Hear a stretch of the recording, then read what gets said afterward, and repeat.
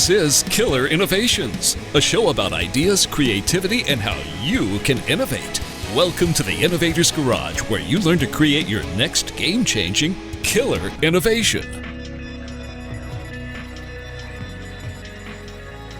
Hello, I'm Phil McKinney.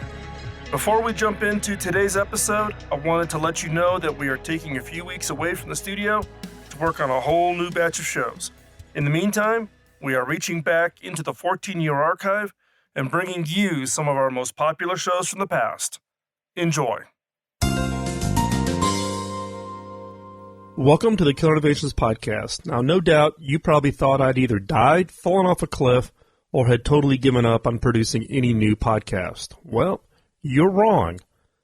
Recently, on October 31st, I announced that I'll be retiring from Hewlett-Packard after 9 years as the Vice President and Chief Technology Officer for the Personal Systems Group. Now, I'll produce a podcast sometime after December 31st, which is my last day at HP, giving you more details about what I'm doing in the future. But one of the outcomes of this is to free up more time so that I can actually do more things like the podcast. So, what is today's podcast on? One of the common emails I get is asking about what are the unique skill sets needed for innovation leadership. So we all kind of, I think, have a good recollection or a good set of lists in our head about what are good leadership skills. But what are the unique ones that you need in order to be a true innovation leadership capabilities? What are the skills you need to have? So first off, let's kind of put together a list of what I think some of the skills are for just good general leadership. And this applies across all organizations, whether you're a small organization, you're a large organization. These leadership skills apply across the board. Those include, number one for me, integrity. You need to be able to trust the people you're working with. You need to be able to trust them with being able to complete tasks, look out for the best interest of the team, the best interest for the overall organization. Integrity is number one for me. Next is anybody providing a leadership role needs to be able to put together the vision and strategy. Team members are looking to the leaders to be able to communicate what that vision and strategy is.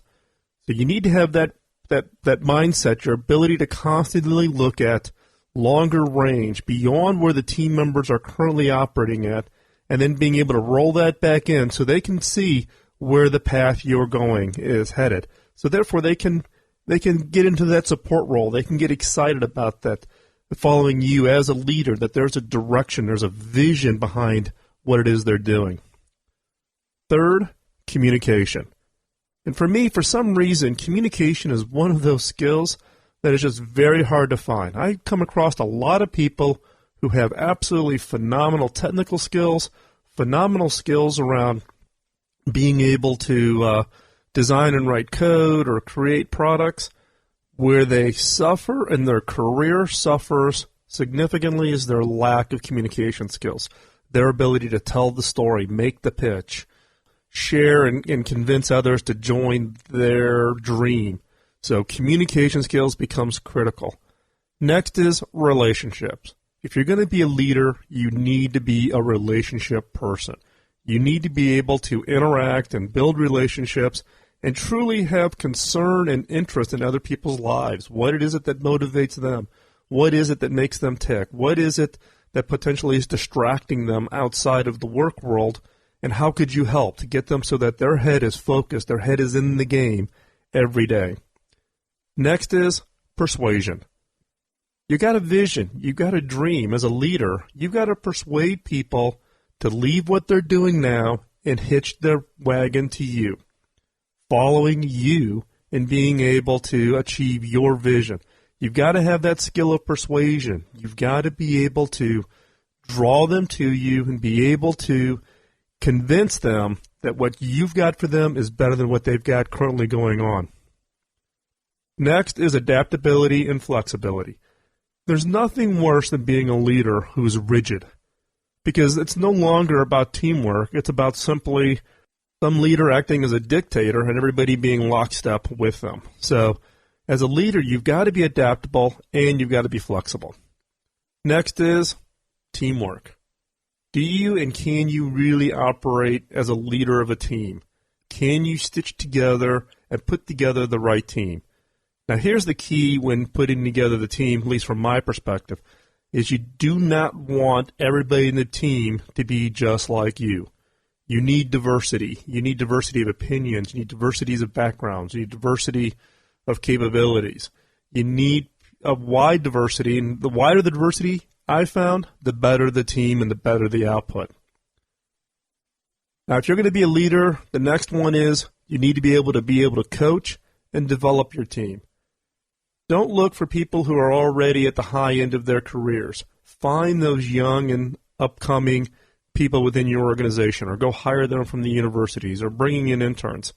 But if you do that, you need to be able and be willing to coach them and develop them. Just don't drop them into the deep end of the pool and watch them flounder. Work with them. Help them really develop that skill set. The benefit of this is the fact that you get to provide them with the development and the skills they need, and you're not unteaching bad skills that they've learned someplace else. Next, decision making. For some reason, leaders lack, really, I would call, the guts to make the call. What you get paid the salary for. Sitting around and doing voting and trying to drive consensus is just simply a cop-out. You're the leader. Make the call. If you're going to take a leadership role, you've got to get comfortable making the call and recognizing that, guess what? Some of the calls you make may be wrong. You may be totally off the mark, and that's okay. If you're wrong, catch it early, change and adjust, and move on. But you've got to make the call. Sitting around and not making the call just hurts the organization and hurts any progress you can have. And then last, and this is probably the one skill that I probably struggle with, is planning and organizing. You know, I'm kind of that idea guy. I can go out and I can come up with the great ideas and motivate teams and get out there and really communicate the message. Sitting at my desk and doing the meticulous planning and doing the meticulous organizing in order to make it happen is not a skill that I really have in my quiver. So what do? I hire people that work on my team who do that very, very well. So this basic list that we just went through was the leadership skills, just the base leadership skills that everybody needs in order to be a successful leader within the organization. And that doesn't matter whether you're the leader of the shipping department or you're the leader of a large organization. So what's different? What skills do you need differently to truly be an innovation leader, to have that innovation leadership skills that are critical to really drive the innovation agenda within an organization? Couple things. Innovation leadership means taking risks. In a lot of leadership roles, it's about avoiding risks. Don't take risks. Don't make sure there's no downside. Make sure there's only upside. And so a lot of core leadership skills are built around, or leadership decision-making processes around, reducing or eliminating risks. In the case of innovation leadership, it means taking the risks. You have to take the risks. You have to get comfortable with the fact that 9 out of 10 actions you're going to take are going to fail. We've been trained in all of our leadership training and our management training and in organizations that if you have a failure, that, oh my God, that ruins your career.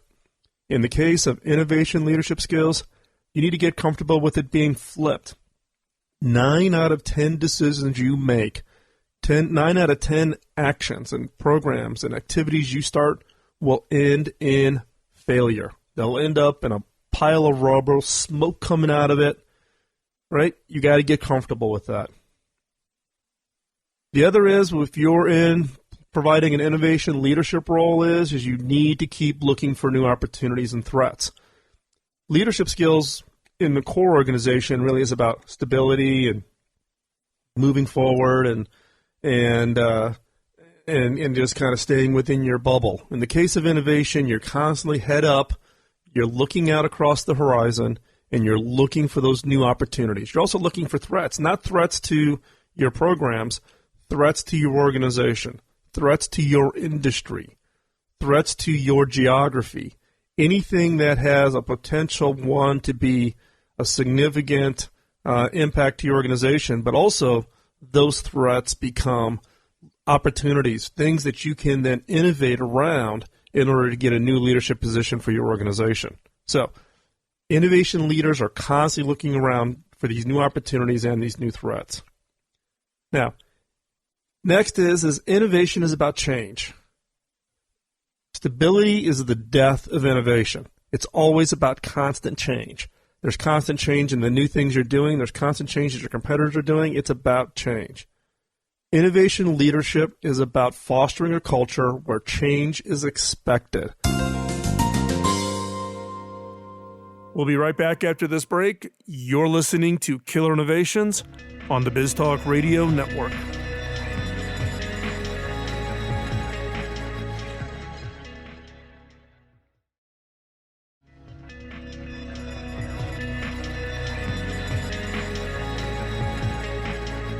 Innovation leadership is about fostering a culture where change is expected.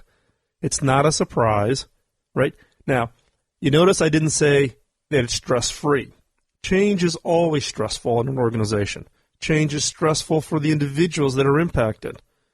But set that expectation in the culture that change is expected, that it will come, and that we will react to it. Innovation, just core to its just very nature, is about change. Now, the next one that I want to share with you is one that kind of goes a little bit counter to the list we just went through before, where we went through all the different leadership skills. Now, this one, don't rest on the traditional management and leadership techniques, right? We tend to like to get comfortable with a set of process and a set of rules, and this is the way it always operates, right? In the case of innovation, every situation is different, right? If you're innovating, you're creating something new, and by nature, then you have to create everything around it as new, whether that be processes or techniques. You have to go invent everything around it.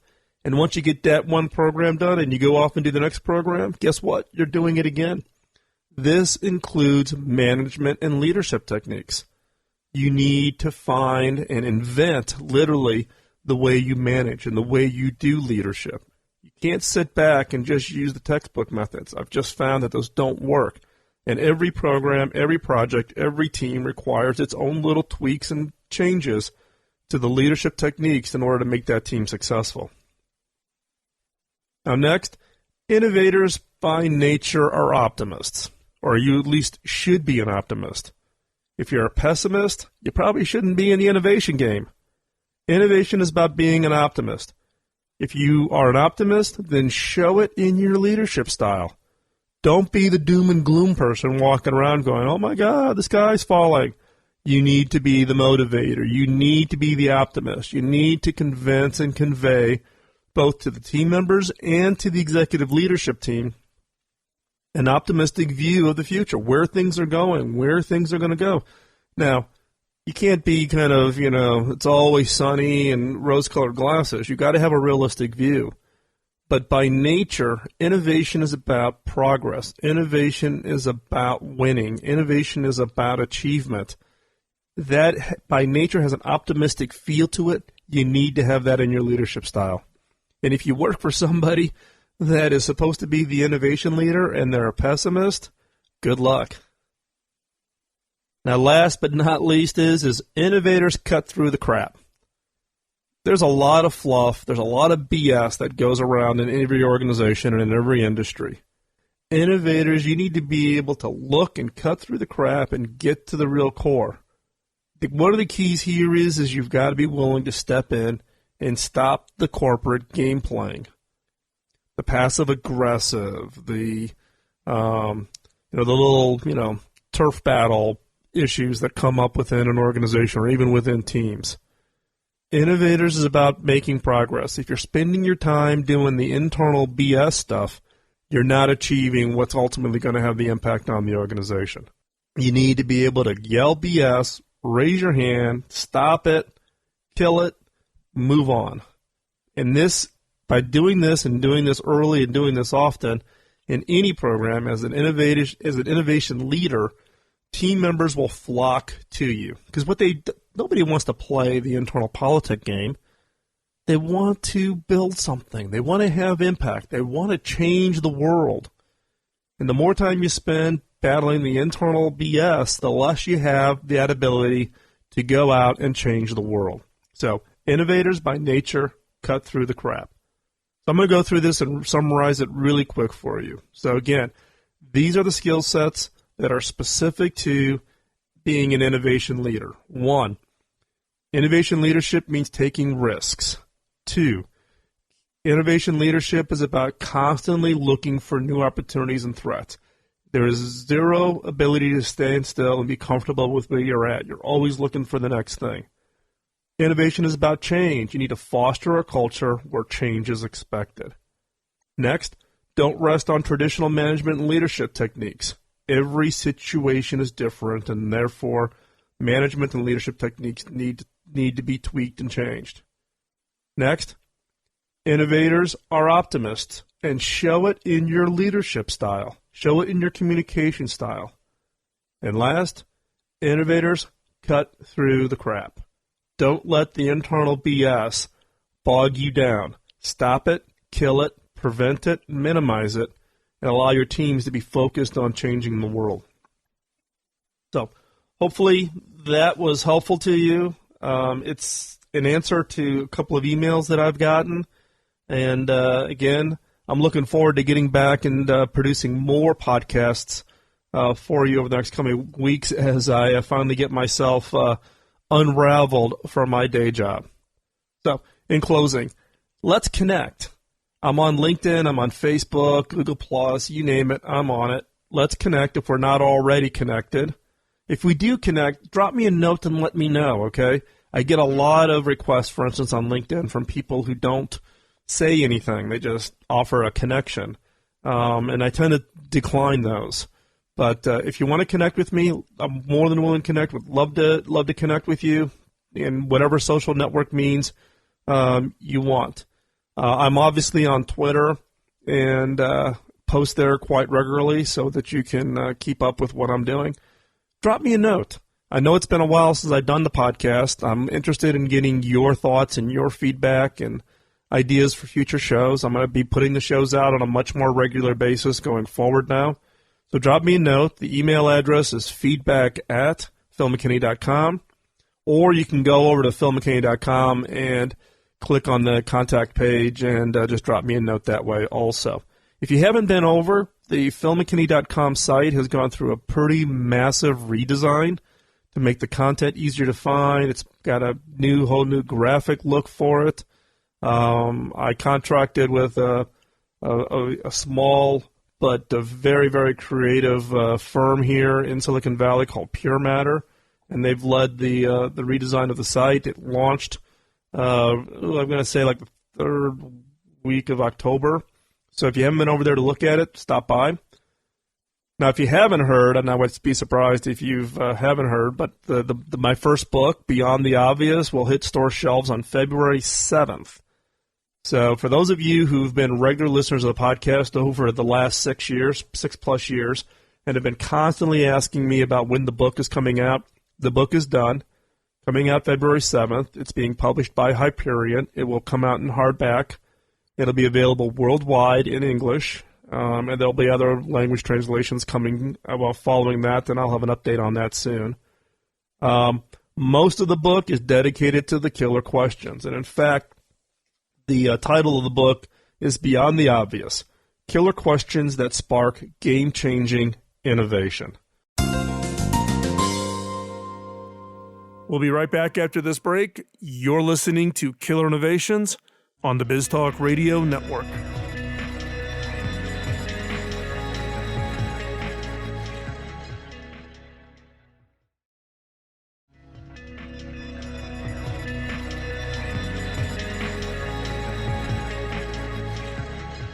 So more than half of the book is dedicated to the killer questions. And for each question, there's stories and examples, etc. There's a chapter in the book that covers exactly how to run a Killer Innovations workshop. There's a chapter on the corporate antibodies. So it's a pretty complete collection of the bits and pieces from the podcast, from the blog, and entirely new material. And in fact, I would probably say roughly about half of the questions in the book have not been yet covered in the podcast or on the blog site. So I would say I'd probably say about half of the questions have never been covered. So I would encourage you to go over. There's more information about the book. The best way is to go over to beyondtheobvious.com, and that's the landing page. There'll be a new site that goes on to that URL as we get closer to the book launch, but you can go there now and see information, and you can actually pre-order the book. There will be both print versions and digital versions and audio versions, all the things that you would normally associate with the book publishing industry these days. So, again, I'd love to have you go over there and take a look and pre-buy the book and read it and enjoy it. There'll be other materials that we'll be releasing. If you go over to Beyond the Obvious and you submit your email address, then you'll get notified about free chapters that will be made available starting here in another 3 or 4 weeks for the book. So again, if you go over to Beyond the Obvious, submit your email address, and you'll get an email notification with links to free chapters and early release material from the book so that you'll have a chance to take a look at that before the book actually hits the store shelves. This week, we are reaching deep into the archive and bringing you one of our most downloaded shows. Enjoy. But recently, I was asked by a friend of mine, Brian Kramer. He's the founder of Pure Matter. Pure Matter is a marketing, brand, interactive media company based here in Silicon Valley. They do a lot of work for the companies here in the Valley. He holds his annual employee offsite this time of year. And Brian had asked me to come in and do kind of a lunchtime motivational talk about innovation and leadership. So I said, sure, I'd come on over. And we did it over at the Computer History Museum, which is a phenomenal facility. If you ever come out here to Silicon Valley, you have to go to the Computer History Museum. So this is his annual offsite. He asked me to come in and talk during the lunchtime. So I was coming in to do about a 1-hour speech. I actually came in at 59 minutes and 40 seconds. Now, how's that for timing? Now, rather than me just cranking and putting out the 1-hour speech, I'm going to chop it down into maybe 10 or 15-minute kind of chunks and put it out as the podcast. So what you've got here in this episode of the Killer Innovations podcast is about a 15-minute segment. It's the introductory part, kind of lays the groundwork on some new work that I'm doing around how do you get people to think beyond the obvious, think beyond the things that are just kind of in our face. And how do you really unleash people's ability to not accept the standard answer or the standard assumptions about your business, your industry, your products, your services, or your customers, but how do you go beyond that? So sit down, have a good listen, get your notebooks out because you'll want to take some notes, and hopefully you'll enjoy this issue of the Clear Innovations podcast.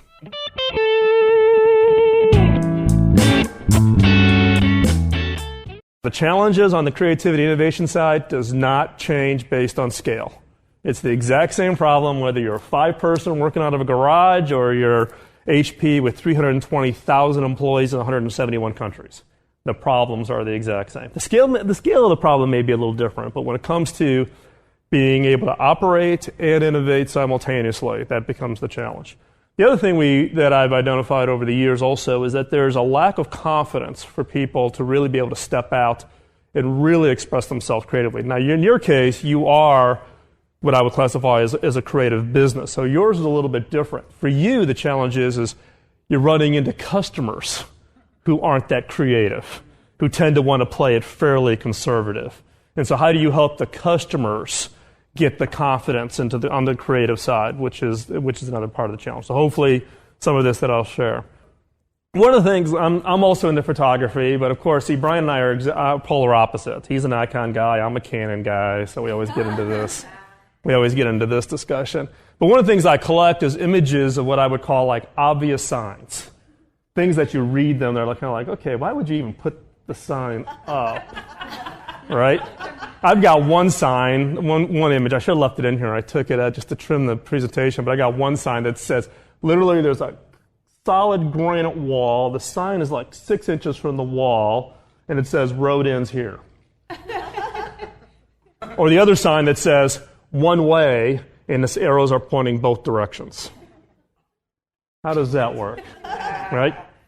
So part of what I'm going to focus on is how do you get beyond the obvious? Part of the challenge with a lot of organizations is we kind of get caught in this, we always done it this way. Here are kind of the rules and the assumptions of how we operate. Clients, in my case, my clients are other parts of HP where I'm trying to help them innovate within their products. Oh, no. We've always done laptops this way, and we've always done phones this way, and we've always operate. And the question is how do you push people to get comfortable to step beyond the obvious, to do the next thing? So, and the way I argue it is doing the obvious is really doing the same thing over and over and over again, which means you're boring, which means you're average. And who wants to be average? Average is not success in today's economic condition. You just kind of blend in. It's how do you stand out? How do you do something that's beyond what anybody else would expect, beyond what anybody else would anticipate? But the point is being average is not what will lead to that long-term success. It's not about, being like everybody else. And part of the challenge is we've all been taught conformity, right? When you're in school, what's the one thing you want to be? You want to be like everybody else, because if you stand out, guess what? You get pummeled by all the other kids in the classroom. And kids get taught this through the entire educational process. But then you get out into the work world, and being average just puts you right smack dab in the middle of the pack. So now you have to unlearn that conformity and really step out and go beyond being obvious. Now, this also plays out in the business world. How many people are familiar with army ants? So you're familiar with the army? Have you heard the army ant story? So army ants are great and highly efficient, but they're programmed to do one thing: follow the ant in front of them. And what will happen is if the lead ant falls back and finds the tail of an ant that's in its colony, it creates what we have here is what's called an ant mill. And these ants will literally do what they're programmed to do: follow the ant in front of you. Now, in most cases, in the case of an ant mill, those ants will literally walk themselves to death. It takes about 3 days, and you will wipe out the entire army ant colony. Now, how do you break the ant mill? So this little simulation will start over again so you can see it from the beginning. But the way an ant mill breaks, or how a colony survives, is you have a broken ant. One ant that doesn't know what it's supposed to do, which is follow the ant in front, and it goes, no, I want to go over here. And it breaks off from the ant mill, and what do all the other ants do? Follow that ant. And then all of a sudden that ant mill breaks apart and the colony survives. So the way the businesses need to survive is you need to have those broken ants. You need to have those ants who say, you know something, the rules of which I'm programmed to do or the way we operate, I'm going to step out and I'm going to do something different. I'm going to break away. I'm going to help my clients break away and therefore not get caught in the ant mill of whatever their industry is or what their organizational problems, challenges are, but how do you break away? So the rule number one is break the rules, right? Now this is a little, believe me, when I do this talk inside of HP, all the executives just kind of like have heart convulsions, right? Because having 320,000 employees running around in total anarchy is not a good thing, right? But you have to recognize what is it you can challenge and what is it you can't challenge. And we're going to walk through, I got a couple of quick little exercises I think you'll find interesting. Now, here's the other challenge inside of organizations. There's people inside of any organization that I call the corporate antibodies. So we all know what antibodies are, right? Those are the cells inside your body that attack any form of infection, anything that's kind of out of the norm. We have corporate antibodies. These are the people that come after any new idea. Something's going to disrupt the organization. Oh, no. We've tried that before. Oh, no, that's not going to work. Or, oh, that's not going to give us, in HP, the big one is, oh, that's not going to give us a big enough return on our investment, right? And so the challenge becomes then is that you've got to recognize that these antibodies exist. And in some cases, you're the antibody. You may not realize it. We'll be right back after this break. You're listening to Killer Innovations on the BizTalk Radio Network.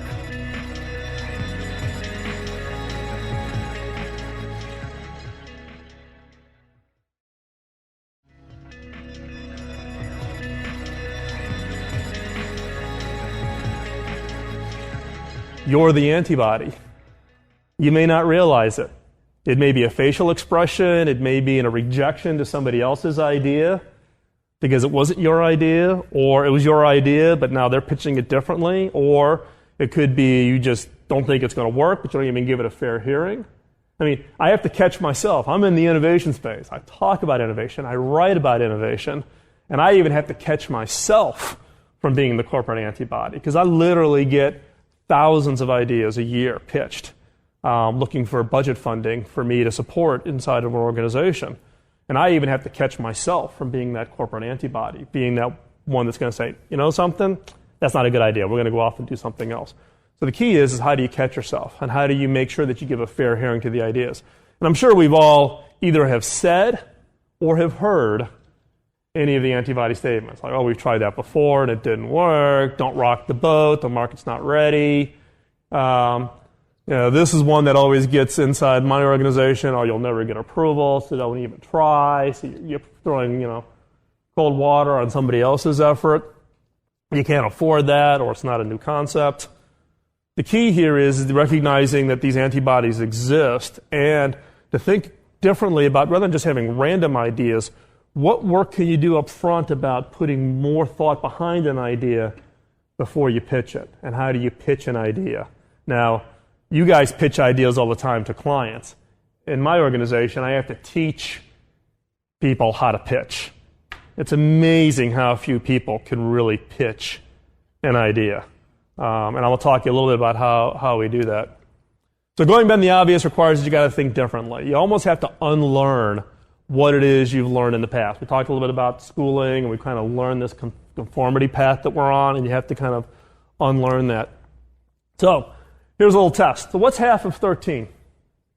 6.5, right? Now, that's what we're taught in school, right? In fact, in the educational system, right, what I affectionately refer to as we are producing the world's greatest test takers. Because we're taught, give a question, provide the answer.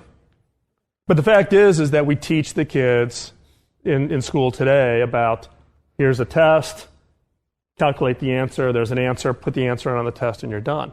Now the challenge is when we get out in the real work world and we're challenged with a question or challenged with a problem, what are the odds that there's only one answer? Like 0, right? You have multiple choices, multiple approaches, multiple ideas you can bring to the table to solve that problem, right? So back to what's half of 13? 6.5. Well, that's one answer. What are other answers? Well, if you round, it could be 6 or 7. If I wrote the word out, like in this case, it's THIR, split it in half, TEN. Roman numeral 13 is 11 and 2. Roman numeral 13, you split it horizontally, is 8 and 8. Lots of possible answers.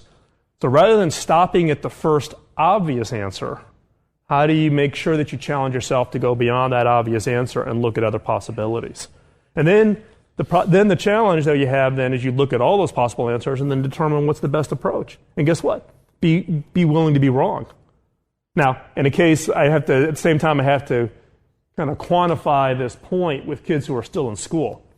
Don't experiment on your test, because that will not work out for you. But it is about preparing them for the work world. So every year, for instance, we bring in about 250, 300 interns for all of the Bay Area for us. In my organization, we'll average between 6 and 12 interns. And one of the things I see with these interns is they come in, and what they've been taught is that there's one correct answer. So any problem presented, there's one correct answer. So we purposely give them projects that don't have a single correct answer. And then we watch these poor interns work themselves into a frenzy trying to find the one correct answer. Because what we're trying to do is unteach them this problem of get to the answer, you're done, move on to the next problem, versus look. You have to be able to broaden that scope. You have to broaden what you're looking for.